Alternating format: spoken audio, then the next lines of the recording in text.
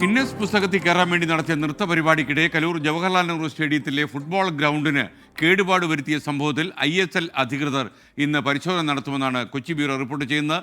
നാളത്തെ മത്സരത്തിന് ഗ്രൗണ്ട് അനുകൂലമാണോ എന്നായിരിക്കും അവർ പരിശോധിക്കുക. വിഷ്ണു സുരേഷ് ചേരുന്നു. വിഷ്ണു, പൊല്ലാപ്പായോ? Good morning.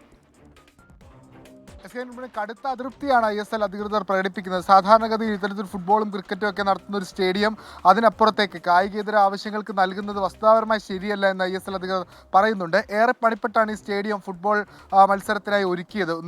കോടികൾ ചെലവഴിച്ചാണ് അത്തരത്തിൽ ഫുട്ബോൾ ഗ്രൗണ്ടിന് വേണ്ടി മാറ്റിയത്. പക്ഷേ നിലവിൽ കഴിഞ്ഞ ദിവസം നടന്ന നൃത്ത പരിപാടിയോടുകൂടി ആ ഗ്രൗണ്ടിൻ്റെ പിച്ച് ഒന്നാകെ വലിയ ബുദ്ധിമുട്ടിലേക്കായി അല്ലെങ്കിൽ വലിയ പ്രതിസന്ധികളിലേക്കായി എന്നുള്ളതാണ് അവരുടെ പ്രാഥമിക പരിശോധനയിൽ കണ്ടെത്താനായത്. കഴിഞ്ഞ ദിവസങ്ങളിൽ ഈ പിച്ച് ശരിയാക്കുന്നതുമായി ബന്ധപ്പെട്ടുള്ള നടപടിക്രമങ്ങളും വർക്കൊക്കെ അവിടെ നടന്നിരുന്നു. ഇന്ന് ISL അധികൃതർ നേരിട്ടെത്തി അവിടെ പരിശോധന നടത്തും. നാളെ മത്സരമുണ്ട്, അതിന് പര്യാപ്തമാണോ എന്നാണ് അറിയിക്കാനുള്ളത്. GCD അടക്കം അല്ലെങ്കിൽ അത്തരം ആളുകളുടെ ഭാഗത്ത് വലിയ വീഴ്ച ഉണ്ടായിട്ടുണ്ട്.